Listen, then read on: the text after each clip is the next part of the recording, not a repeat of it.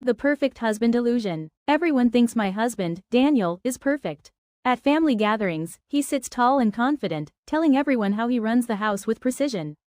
He praises himself like he's the ideal man, demanding perfection in every corner of our lives. The shirts must be ironed crisp. The meals plated like fine dining. Our daughter Emily must sit straight, no crumbs on her dress, no slouching.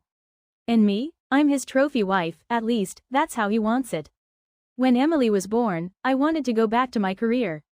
I'd worked so hard to build it, I loved what I did. But Daniel? He looked me straight in the eye and said, "A good mother stays home. Don't embarrass me by chasing something unnecessary."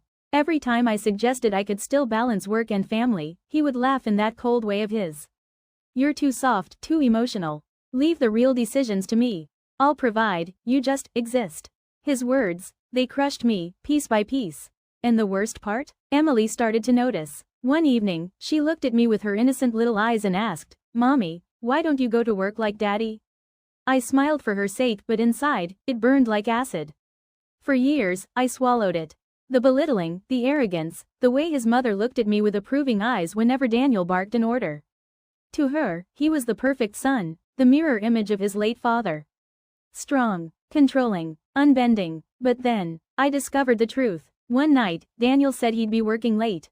Emily needed her tablet charged, and while searching for a cable in his study, I stumbled upon his laptop, still open.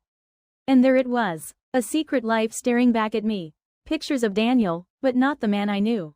Not the ruthless perfectionist. Here he was, laughing at karaoke nights, cooking silly meals with colleagues, wearing bright hoodies and sneakers instead of his tailored suits. His smile was wide, his posture relaxed. He looked human. One caption under his photo twisted a knife into my chest, "Finally free to be myself." That's when it hit me. The cold, controlling Daniel I lived with wasn't even real. It was an act, a mask he wore to please his mother, who worshipped the idea of a domineering man.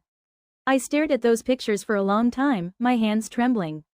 And then, for the first time in years, I smiled, not out of happiness, but something sharper. If Daniel could live a double life, so could I, and I would use his own secret against him. This wasn't going to be survival anymore. It was going to be war.